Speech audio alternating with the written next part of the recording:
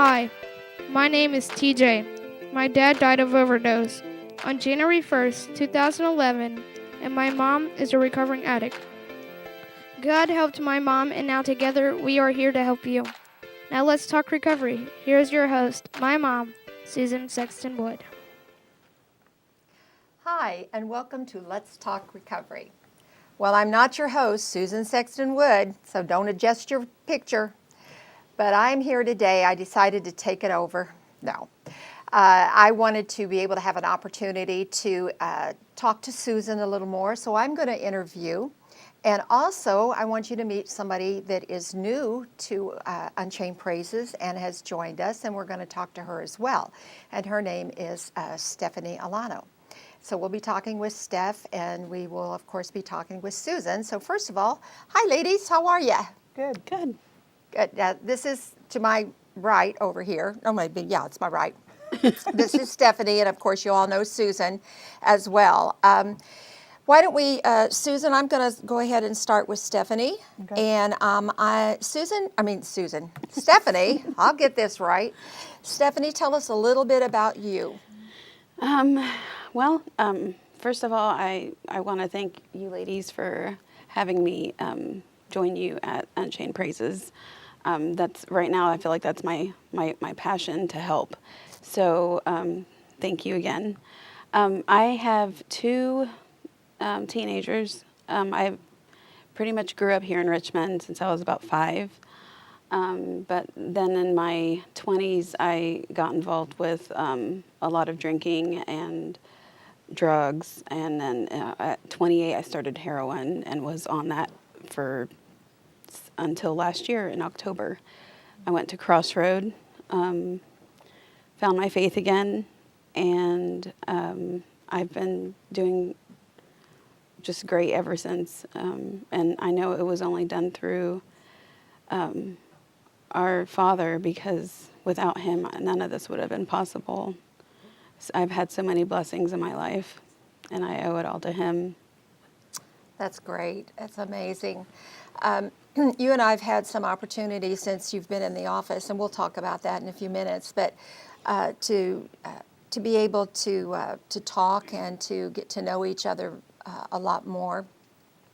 And I know one of the things that we had talked about, kind of a little bit of a difference between sort of I think I termed it a functioning addict. Remember when I was talking about that? Yes. Talk a little bit about that, because there's a lot of that going on, isn't there? Yeah, there is.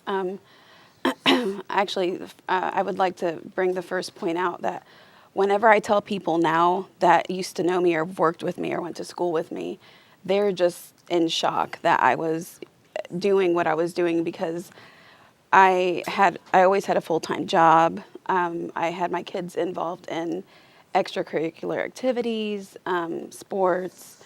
I mean, I kept it all up. I paid my bills. I was a functioning addict, and it was just my little secret, besides the other people that I would get it from. I guess they knew, but I didn't consider myself having a problem, because I was still able to work and take care of my kids and pay my bills. Of course, it all caught up to me later. I lost everything pretty much. So, yeah, that's how I lived, though, for the longest, was just, living paycheck to paycheck, but spending the rest of the money I had on drugs.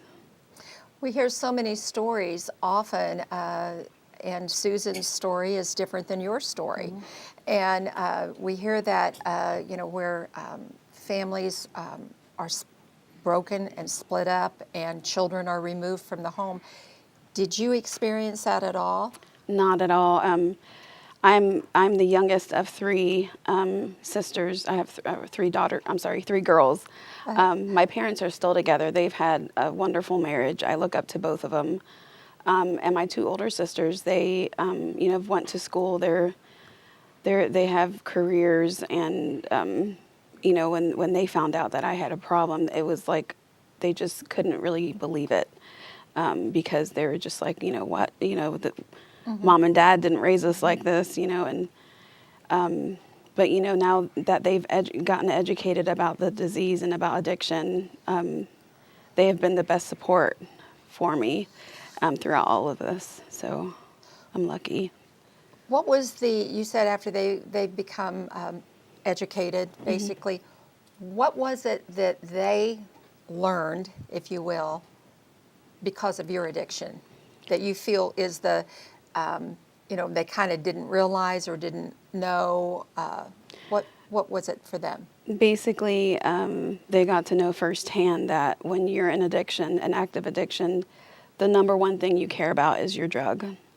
You can say, I love my kids, I love my job, or I love my family, but really, I'm able to admit it now. That's the first thing that you think about when you wake up, and it's the last thing you think about before you go to bed. I think, Susan, you've said that before too, haven't you? Yeah. Yeah. Do you have anything that you want to jump in here with? No, Not so much. Okay. Well, You're doing like a I good said, I took job. over, so we'll just go with this.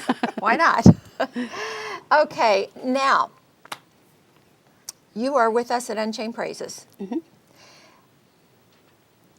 What? Let's tell our audience what you're doing. Okay, I want to completely spread the word about Unchained Praises. I want everybody to know what Susan does and what we're about, the cause, that, all of us in one way or another that's involved with that organization, that we know what it's like to have either an addict in the family or be one ourselves. And we just want to reach as many people that we can that are struggling with faith and addiction. I honestly believe that in order to completely become free from drugs and alcohol, you have to get right with God. You have to, you really do. I feel like all the other times I always tried, and I never, I turned my back on him when I was a teenager. So I honestly believe that without God, you can't achieve this. You can't achieve, to be drug-free and alcohol-free. Well, that's one of the bases for Unchained Praises. It is faith-based. Yes. And I know that Susan, that is something that you have definitely reiterated many, many times. And we've seen that in the different people that we've had the opportunity to come through our doors, that you have met in the events and different things like that. That importance of it being faith-based. Now, that was never an issue when you started Unchained Praises, correct? An issue that we were faith-based? No. That we were not going to be, or that. No, that's God led me to start Unchained Praises. There's no other explanation for why we're even here. So even though we are faith-based, we do want to be careful to those that are coming in from active addiction, because a lot of people do not believe that there is a God. So we want to be real careful about that, even though we share with them we are Christ-centered, but we allow them to move forward with their own recovery as they are going to do it. We're not going to push that they need to be saved.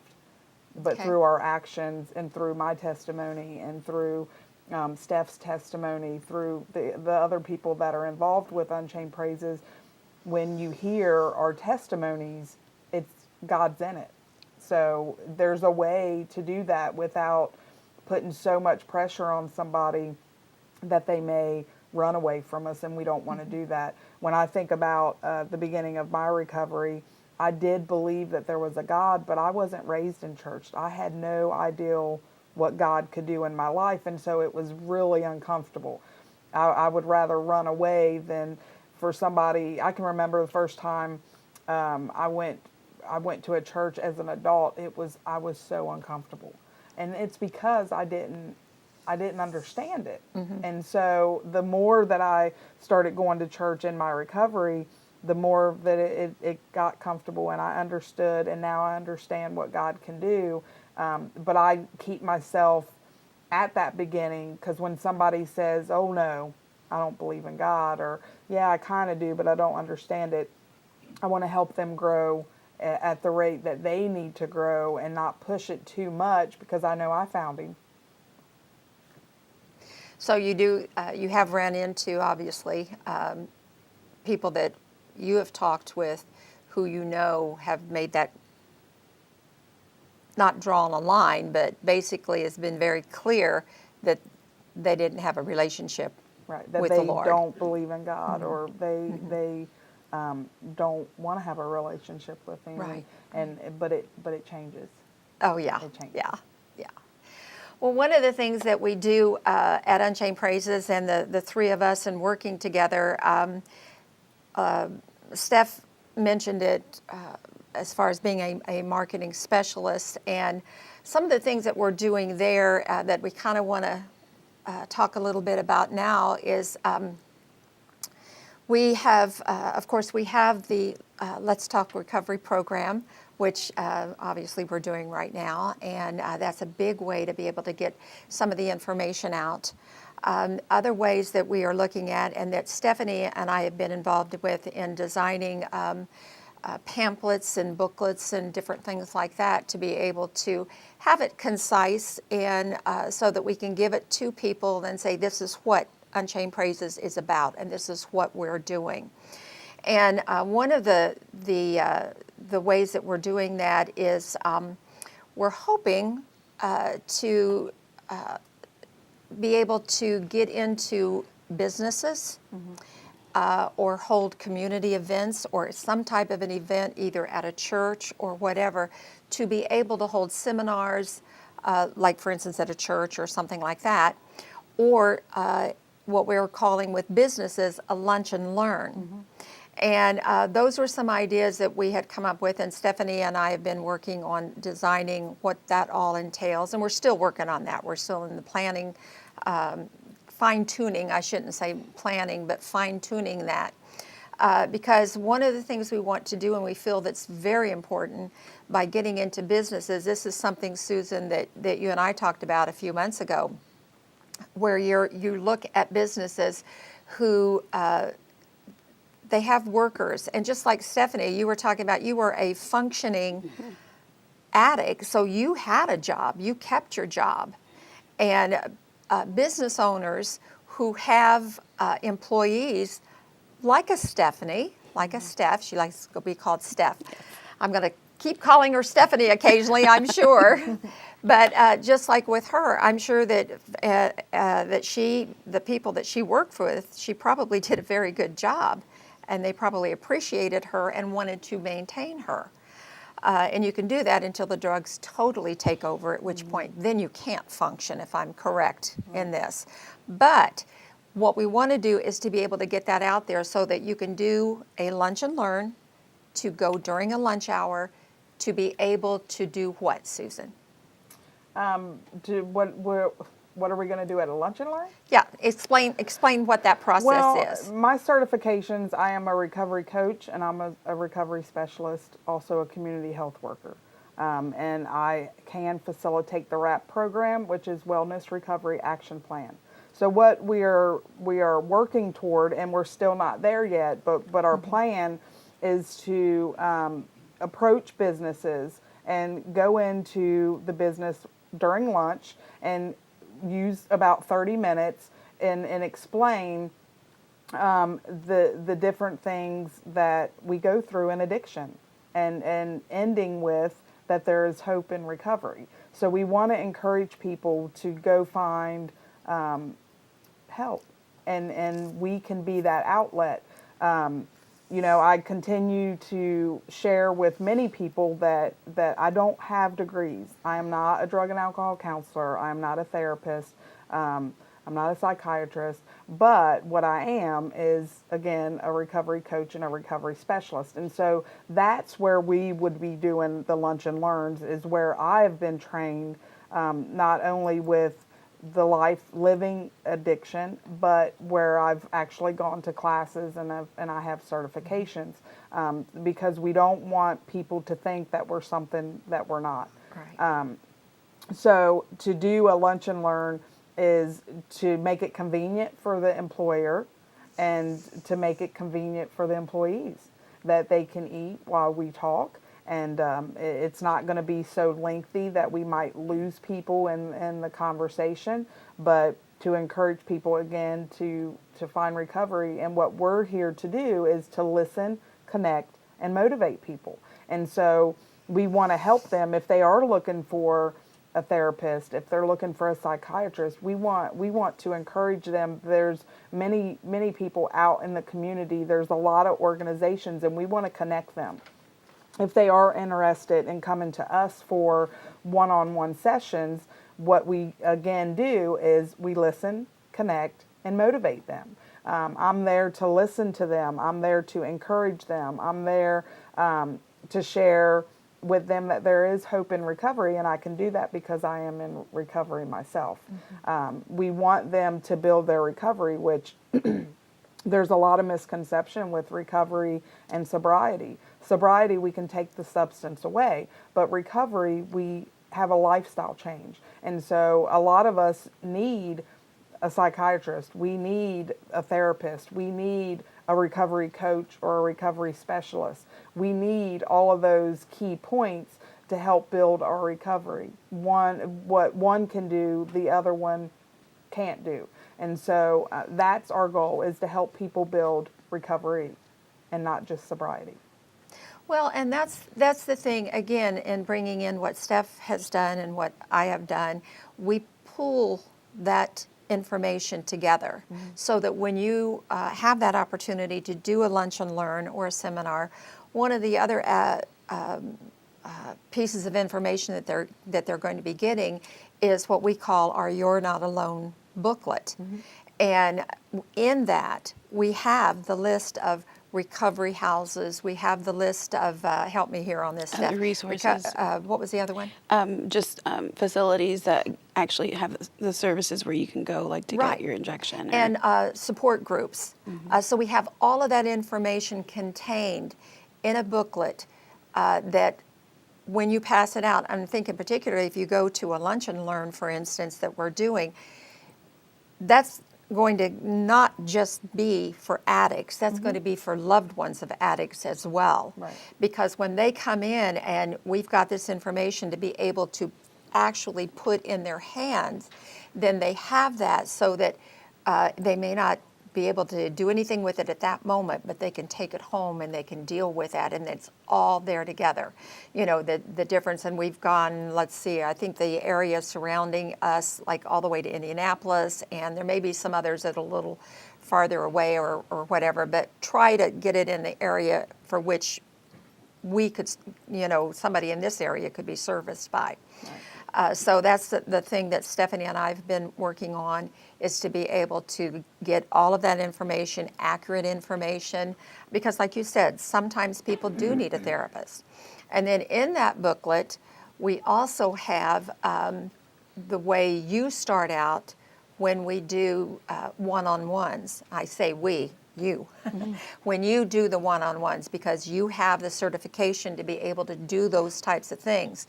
And the one-on-ones are exactly that, where it's you're sitting down with someone who needs to be able to be helped through either, because you also have this with family members.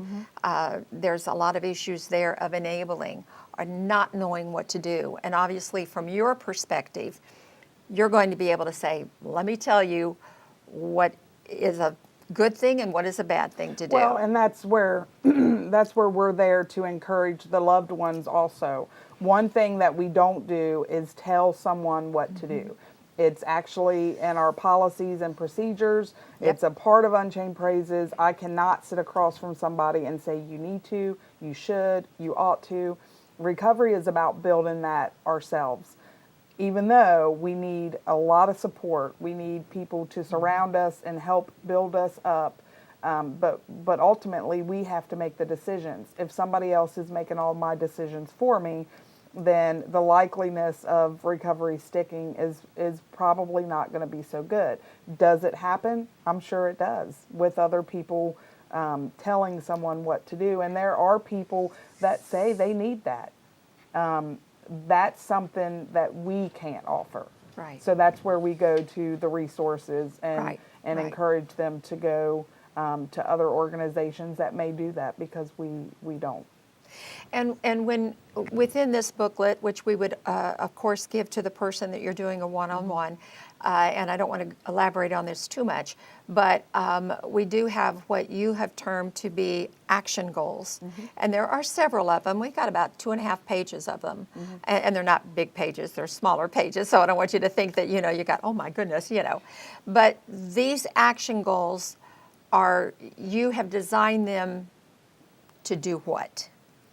Well, we go through a lot in recovery, and so we want to encourage people to build that structure, to work on their forgiveness, to set boundaries. And to hold, not only for someone to hold them accountable and acceptance, because we have to accept somebody's going to hold us accountable, but to learn how to hold other people accountable that may try to come into our recovery and mess that up. It's about setting goals. It's about... let me interrupt you on the setting goals. Do you find that as you're having one-on-ones, is that an easy thing for the person to do, or is it difficult? Or does it depend on the person? It depends. Sometimes it could be easy. Sometimes it's hard. I encourage people to start off with simple goals. And that's even just getting up and I'm going to do a meeting today. That can be a goal. And when you've lived so long in active addiction and you haven't had a job, you don't have a home, you have to learn how to live different. And so setting the little goals, I'm going to go to a meeting today, or I'm going to try to find an inpatient facility. I'm going to try to find more support groups. Those are a lot of little goals that we can start doing. I'm going to call one person today. That's goals, which leads to the bigger goals. I'm going to look for a job. Okay, I've been in recovery for a little while now. I think that I need to find a job. And that's different for everyone too, because some people may not go to a facility and they still may have their apartment or house. They're probably going to need to find a job to keep that. So it really is just, recovery is definitely individual, because we all go through something different. That's one of the things that I've noticed so much with different people that have come in, and although I don't sit in on the sessions, but the different people that come in and that I've had the privilege of even having a little bit of a conversation to, it absolutely is very, very personal. And I have seen, like you, where there's more success when that person absolutely accepts it and takes it personally. Was that anything that you had at all, Steph? You mean like the one-on-ones with? Well, I don't know how, of course you were at Crossroad, and that was obviously a little bit different, but based on, you've definitely have read the action goals, and you've gone through some of the areas, if not all of them, yourself anyway. So being on the receiving end of doing recovery, and of course you'll always do recovery, but I mean, when you were helping me prepare those booklets and you read them, did it resonate with you at all? It really did. I kind of put myself in, I don't want to say in somebody else's shoes, but in my shoes where I was like around this time last year. Because I have received services and I've done stuff this time around that I had never tried before. The main thing being, finding my faith, that was like the number one thing, but having a recovery coach or having counseling, letting your support system, making sure they're educated and or at least try to learn more about the addiction. And when I read the information, that you had, that is in the booklet, it's well-rounded because it describes, it's you can tell that whoever put the information together, they know what they're talking about, and it shows that little glimmer of hope that sometimes as addicts we just kind of turn our back on. We don't think, I had made peace with being an addict for the rest of my life. I really thought I wasn't ever going to stop. So I came from a really, really low spot, and just knowing that there's a little bit of hope, I hung on to that like crazy, and I haven't looked back. So That's awesome. And of course, even included in our booklet, the You're Not Alone book that we have and that we're still working on, trying to fine-tune that just to get it just perfect. We also have included some of the poetry that Susan has written, and so we've picked out specific ones that we feel would certainly help anybody who we are doing one-on-ones with to be able to have some encouragement. That's the whole reason you wrote obviously the poetry was written for you to express yourself, but it's also to give that hope to someone else. Well, and a lot of the poetry was written because of what somebody else was going through. It wasn't me. But I know after when I went to Crossroad and I left there, there's a couple poems that definitely hit me afterwards, and I wrote them for someone else. So a lot of people can relate, even though, and I've learned that myself. God put on my heart to write poems, and it was because of what somebody else went through. But there's times in my life that now I can relate to what I wrote for somebody else. That's awesome. It's funny, everything that we do, it becomes full circle, especially when God's in the middle of it. When God's in the middle of it and we have that and it's just all together. So along that same line, with the sprinkled bits of poetry, we're also working on a book of poems for you as well. Right. I keep asking her, well, give me more poems, or is this all of it? And she says, oh no, I have more. And I'm like, whoa, but we're trying to put that all together and to get that worked out, because we want that to be, well, I don't want to say what we want. What do you want the poems to do? What do you want that book to do, Susan? Well, I want to help others find some hope. And one thing that I learned, and this was at Crossroad when I was in the program, is within a second we can change our mind. And so what the poems do, within 60 seconds, and most of the poems you can read within a minute, 30 seconds, it helps someone change their mind. When we want to leave, we want to give up, we don't want to do recovery anymore, then it helps. When we don't have our kids or we don't get any visits with them, because a lot of mothers go through that. We've lost custody of our kids for most of us. Sure. The poems are there to help lift them up and remind them, okay, you can do this. And it helps us kind of stop and refocus our thinking. How about doing one of those poems right now? Okay. This one, I don't, because I have the sample that we have for our book, and I just turned to one because if we have time, sometimes I do one. But this is called A Little One's Heart. You feel so closed in, you can hardly move. You have 2 grown kids, now you have him too. A little boy that has done no wrong, just born on this earth, but has done no harm. Yearns for so much love, his daddy is dead. Mommy in a rehab, you hope this does not fail. I come to you, Lord, in Jesus' name. I ask for your help, I do so pray. Whatever your will is for this little boy, help me keep him safe and warm and always full of joy. Family not close, it breaks my heart. Cover TJ with love from his whole family's heart. And that is from our heart at Unchained Praises, that if you need help, give us a call. The number is on your screen. And we want to thank you for tuning in and look forward to talking to you the next time.